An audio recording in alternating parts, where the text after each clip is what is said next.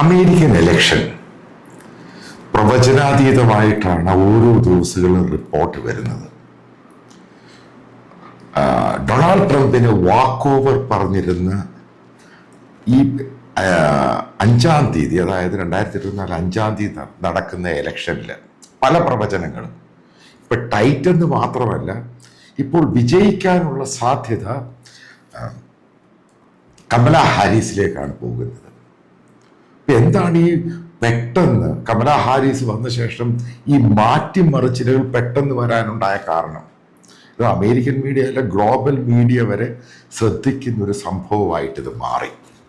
പിന്നെ അതിൻ്റെ ആ ടോപ്പിക്കിലോട്ടാണ് പോകുന്നത്. നമ്മൾ അതിനു മുമ്പ് അറിയേണ്ടത്, ജോ ബൈഡൻ ആയിരുന്നു ഡെമോക്രാറ്റിക് കാൻഡിഡേറ്റ് എങ്കിൽ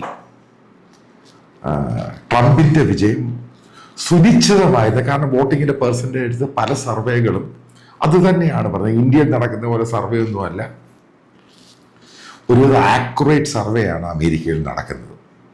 കാരണം ഓൺലൈൻ സർവേക്കകത്ത് ഇവരുടെ ID കാർഡ്, ഇവരുടെ IP ഒക്കെ വെച്ച് സ്കാൻ ചെയ്തിട്ടാണ് ഈ സർവേ ചെയ്യുന്നത്. അപ്പം അതിനെപ്പറ്റി പ്രധാനപ്പെട്ട കാരണം, നമ്മൾ ആ പോയിന്റിലോട്ട് പോകുന്ന പ്രധാനപ്പെട്ട കാരണം, അതായത് 2024 അമേരിക്കയിൽ നടക്കുന്ന ഇലക്ഷനിൽ വോട്ട് ചെയ്യുന്നവരുടെ എണ്ണം കൂടി വരുമെന്നാണ് പറയുന്നത്. അതും വലിയ മാറ്റമാണ്. പല ഘടകങ്ങളുണ്ട്. അപ്പം ഒരു പ്രധാനപ്പെട്ട ഒരു ഘടകം എടുക്കാം. ഒന്നാമത്, ഡൊണാൾഡ് ട്രംപിന്റെ ചില വൃത്തികെട്ട വായി തോന്നുന്ന കാര്യം പറയുന്നു. അതിനെ എതിർക്കുന്ന വലിയൊരു കൂട്ടര് ഡെമോക്രാറ്റിക് കാൻഡിഡേറ്റ് കമലാ ഹാരിസിന് വോട്ട് ചെയ്യും. ഇതാണ് പരമപ്രധാനം. കാരണം ഒരു അമേരിക്കൻ പ്രസിഡന്റ് പറയേണ്ട കാര്യങ്ങളല്ല ഡൊണാൾഡ് ട്രംപ് പറയുന്നത്. അതാണ് ഇതിൻ്റെ പ്രധാന ഘടകമായി മാറുന്നത്. ഇപ്പം ഇതിനകത്ത് നമ്മൾ നേരത്തെ കണ്ടു, ഇദ്ദേഹം എമിഗ്രേഷനെതിരെ ഭയങ്കരമായിട്ടാണ് അറ്റാക്ക് ചെയ്യുന്നത്. ഇമിഗ്രേഷൻ ഭയങ്കരമായിട്ടാണ് അറ്റാക്ക് ചെയ്യുന്നത്. അതിൽ കമലാ ഹാരിസിനെ വളരെ മോശമായിട്ടാണ് ക്രിമിനലായിട്ടുള്ള പല ആൾക്കാർക്കും അവരെ വെറുതെ വിട്ടു. ഇല്ലീഗൽ ഇമിഗ്രൻസിന് അമേരിക്കയിൽ സിറ്റിസൺഷിപ്പ് കൊടുത്തതൊക്കെ വലിയ രീതിയിലുള്ള അറ്റാക്കാണ് ഡൊണാൾഡ് ട്രംപ് നടത്തിയത്. അതിൻ്റെ പേരിൽ തന്നെ ഈ എസ്പാനിഷ് എന്ന് പറഞ്ഞു കഴിഞ്ഞാൽ മെക്സിക്കയിൽ നിന്ന് വന്ന ആൾക്കാർ, അതേപോലെ തന്നെ ആഫ്രിക്കയിൽ നിന്ന് വന്ന ആളുകൾ, സൗത്ത് അമേരിക്കയിൽ നിന്ന് വന്നവർ, ഇവരെല്ലാം ട്രംപിന് അനുകൂലികളായിരുന്നവർ ഇപ്പൊ ട്രംപിനെതിരായി. ഇതാണ് പ്രധാന മറിച്ചിലുണ്ടായി എന്ന് പറയുന്ന പ്രധാനപ്പെട്ട പോയിന്റ്. ഇനി നമ്മൾ അടുത്ത പോയിന്റിലോട്ട് കിടക്കാം. നിങ്ങൾക്കറിയാം, അമേരിക്ക ഇമിഗ്രൻസിന്റെ നാടാണ്. അതായത് യൂറോപ്പിൽ നിന്നാണ് കൂടുതൽ ആൾക്കാർ അമേരിക്കയിൽ ഇമിഗ്രൻസ് ആയിട്ട് പോയിട്ടുള്ളത്. ഇപ്പം ഫ്രാൻസ് ആണെങ്കിലും, ഇറ്റലി ആണെങ്കിലും, ലണ്ടൻ ആണെങ്കിലും, അങ്ങനെ പല പല രാജ്യങ്ങൾ. ഈ ഡൊണാൾഡ് ട്രംപ് പറഞ്ഞൊരു വിഡ്ഢിത്തരമുണ്ട്. നിങ്ങൾ മനസ്സിലാക്കേണ്ട പോയിന്റ് ഉണ്ട്. അയാൾ ഇപ്രാവശ്യം ജയിക്കുകയാണെങ്കിൽ നാറ്റോ രാജ്യങ്ങളിൽ നിന്നും പിന്മാറും. ഇതവിടെ ഉണ്ടാക്കിയ പ്രശ്നം, അതായത് ഈ വന്നവരല്ല യൂറോപ്പിൽ നിന്ന് വന്നവർ, ഇവിടെ ഒറിജിൻസ് എന്ന് പറയുന്നത് യൂറോപ്പ്. അപ്പൊ അമേരിക്കയിൽ ഇമിഗ്രൻസ് ആയിട്ട് വന്ന് താമസിക്കുക, പിന്നീട് അവിടെ സിറ്റിസൺ അമേരിക്കൻസ് ആയി.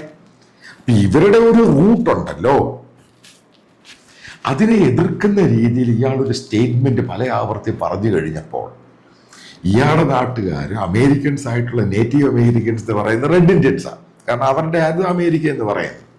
ഈ യൂറോപ്പിൽ നിന്ന് വന്നവരെല്ലാം കൂടെ ഒന്നടങ്കം ട്രംപിനെ എതിർക്കാൻ തുടങ്ങി. ഇത് വലിയൊരു ഫാക്ടറായി മാറും. അതിൻ്റെ പേരിലാണ് ഇത്രമാത്രം വേരിയേഷൻ. അതായത് ഇപ്പം കമലാ ഹാരിസിന് ക്ലിയർ എഡ്ജാണ് കിട്ടിയിരിക്കുന്നത്.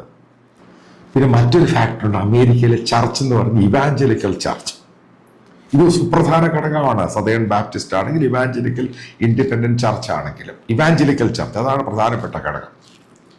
അപ്പം ഇവരില് വലിയൊരു വിഭാഗം ഡൊണാൾഡ് ട്രംപിന് പിന്തുണ കൊടുത്തു, റിപ്പബ്ലിക്കൻസ്. പക്ഷേ ഇപ്പുറത്തെ അവിടുത്തെ കാൻഡിഡേറ്റ് ആയിട്ട് വന്ന കമലാ ഹാരിസ് ഇപ്പോഴും പറയുന്നത് അവർ ആഫ്രിക്കനാന്ന് പറയുന്നില്ല. അവരുടെ ഒറിജിൻ, അവർ ഇന്ത്യൻ ഒറിജിൻ ആണെന്ന് കമലാ ഹാരിസ് എല്ലായിടത്തും പറയുന്നത്. അപ്പൊ കമലാ ഹാരിസ് എന്ന് പറയുന്നത് ഡൊണാൾഡ് ട്രംപിനേക്കാളും ഹാർഡ് കോർ എക്സ്ട്രീമിസ്റ്റ് ആയിട്ടുള്ള ഇവാഞ്ചലിക്കൽ ക്രിസ്ത്യനാണ്. ഇത് ട്രംപിന്റെ ഒരു എഡ്ജ് അങ്ങ് കുറച്ചു. ഈ ഓരോ ഫാക്ടേഴ്സ് കയറി വരികയും ട്രംപ് റേസിസ്റ്റാന്നുള്ള ഫാക്ടർ കയറി വരികയും അത് സേഫ്റ്റി ഓഫ് അമേരിക്കയെ ബാധിക്കും എന്നുള്ളത് ഓരോന്ന് കയറി വരുവാണ് ഇഷ്യൂസ്. കാരണം ഇയാളുടെ വിടുവാത്തരം വെച്ചങ്ങനത്തുക ഇതൊക്കെ കയറി വന്നു കഴിഞ്ഞപ്പോഴാണ് കമല ഹാരിസിന് ഏറ്റവും ലേറ്റസ്റ്റ് സർവേക്കകത്ത് ക്ലിയർ എഡ്ജാണ്, 2% എഡ്ജാണ് കിട്ടിയിരിക്കുന്നത്.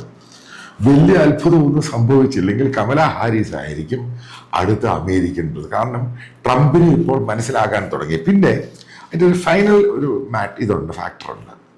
ട്രംപിനെ ഏറ്റവും കൂടുതൽ പിന്തുണച്ചുകൊണ്ടിരുന്ന റിപ്പബ്ലിക്കൻസ് എപ്പോഴും ജയിക്കുന്ന ചില സ്റ്റേറ്റുകളുണ്ട്, ആരിസോണ, അങ്ങനെ പല പല സ്റ്റേറ്റുകളുണ്ട്.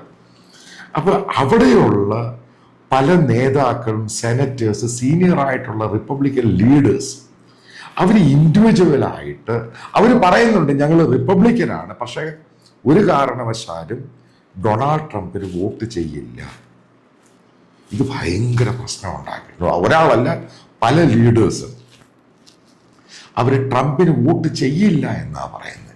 ഈ ഫാക്ടേഴ്സ് എല്ലാം കൂടി വരികയും അപ്പം അവിടെയുള്ള വൈറ്റ്, അതായത് ഡോമിനൻ്റ് ആയിട്ടുള്ള വൈറ്റ് യൂറോപ്പിൽ നിന്നൊക്കെ വന്ന് അവരുടെ ഇടയ്ക്കിലും ഈ പ്രശ്നം ഉണ്ടാകുകയും ചെയ്തു കഴിഞ്ഞപ്പോൾ ഇപ്പം അമേരിക്കൻസിന് വളരെ കൃത്യമായിട്ട് അറിയാം അവരുടെ ലീഡർ ആരായിരിക്കണം. അവർ തീവ്ര വലതുപക്ഷത്തിൽ പോകണോ അതോ കമല ഹാരിസിൻ്റെ കൂടെ നിൽക്കണോ, ഇതൊക്കെയാണ് ചോദ്യങ്ങൾ വന്നേക്കുന്നത്.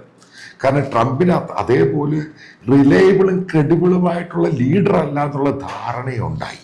ഈ ഫാക്ടറൊക്കെ വെച്ചാണ് ഈ സർവേയിൽ ഏറ്റവും കൂടുതൽ ആളുകൾ കമല ഹാരിസിനെ പിന്തുണയ്ക്കുന്ന രീതിയിലൊക്കെ വന്നേക്കുന്നത്.